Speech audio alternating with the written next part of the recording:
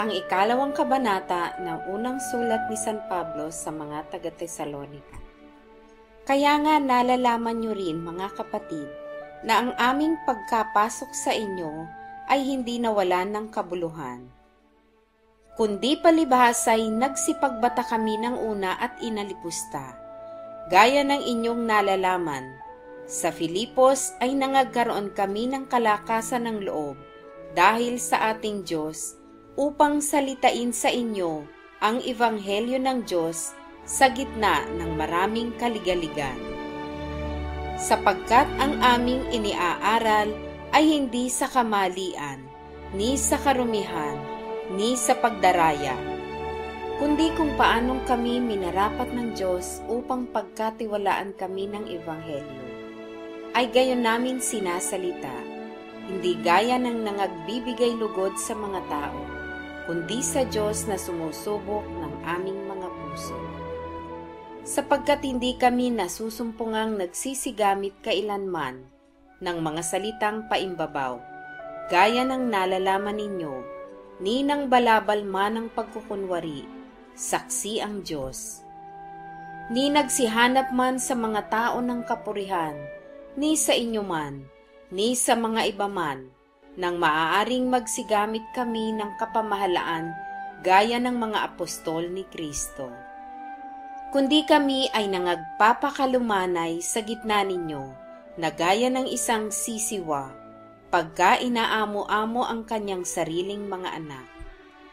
Gayon din kami, palibhasa'y may magiliw na pag-ibig sa inyo, ay kinalugdan namin kayo'y bahaginan, hindi lamang ng Ebanghelyo ng Diyos, kundi naman ang aming sariling mga kaluluwa, sapagkat kayo'y naging lalong mahal sa amin.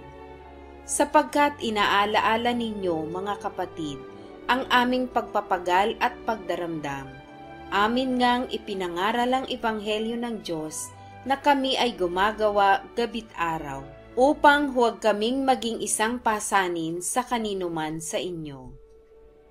Kayo'y mga saksi at ang Diyos man, kung gaanong pagkabanal at pagkamatuwid at pagkawalang kapintasan ang inugali namin sa inyong nagsisisampalataya.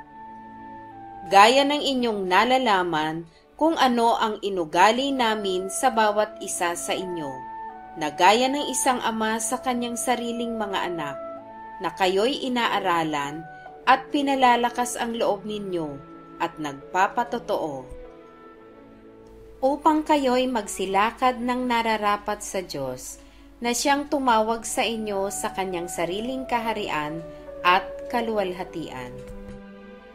At dahil naman dito, kami ay nangagpapasalamat na walang patid sa Diyos, na nang inyong tanggapin sa amin ang salita na ipinangaral, sa makatwid bagay ang salita ng Diyos, ay inyong tinanggap na hindi gaya ng salita ng mga tao, kundi ayon sa katotohanan na salita ng Diyos na gumagawa naman sa inyo na nagsisisampalataya.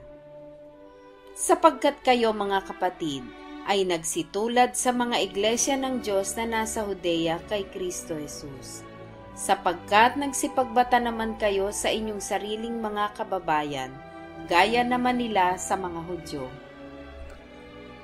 na nagsipatay sa Panginoong Hesus at gayon din sa mga propeta, at kami ay kanilang pinalayas, at di nangagbibigay lugod sa Diyos at laban sa lahat ng mga tao. Na pinagbabawalan kaming makipag-usap sa mga hentil upang mangaligtas ang mga ito, upang kanilang paramihing lagi ang kanilang mga kasalanan, ngunit dumating sa kanila ang kagalitan hanggang sa katapusan. Ngunit kami, mga kapatid, na nangahiwalay sa inyong sandaling panahon, sa katawan, hindi sa puso, ay nangagsisikap na lubha upang makita ang inyong mukha na may dakilang pagnanais. Sapagkat nangagnasa kaming pumarian sa inyo, akong si Pablo, na minsan at muli at hinadlangan kami ni Satanas. Sapagkat ano ang aming pag-asa, o katuwaan, o putong na ipinagmamapuri? Hindi baga kayo rin sa harapan ng ating Panginoong Hesukristo sa kanyang pagparito? Sapagkat kayo ang aming kaluwalhatian at aming katuwaan.